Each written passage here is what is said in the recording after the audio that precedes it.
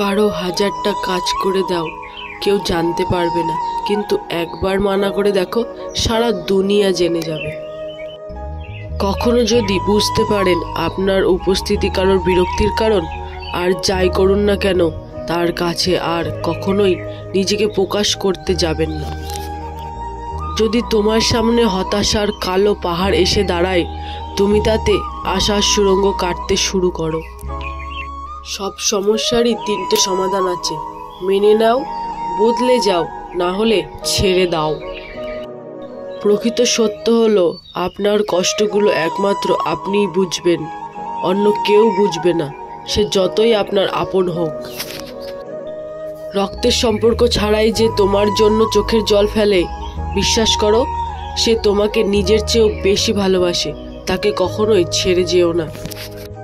সম্পর্ক যদি ভাবনার সাথে মিশে যায় তবে তা ভাঙা মুশকিল, আর যদি তা স্বার্থের সাথে মিশে যায় তাহলে তা টেকানো মুশকিল।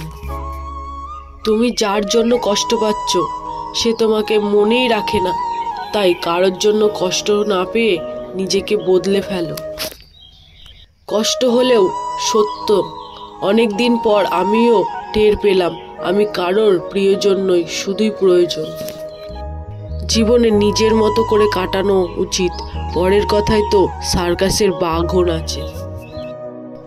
রাস্তা যদি কঠিন হবে, গন্তব্য ততই বেশি সুন্দর হবে। তাদের কখনো ক্ষমা করা উচিত না যারা মানুষের দুর্বলতার সুযোগ নিয়ে নিজের স্বার্থ হাসিল করে। কথায় কথায় দোষ ধরা মানুষগুলো না নিজে ভালো থাকে, না অন্য কাউকে ভালো থাকতে দেয়।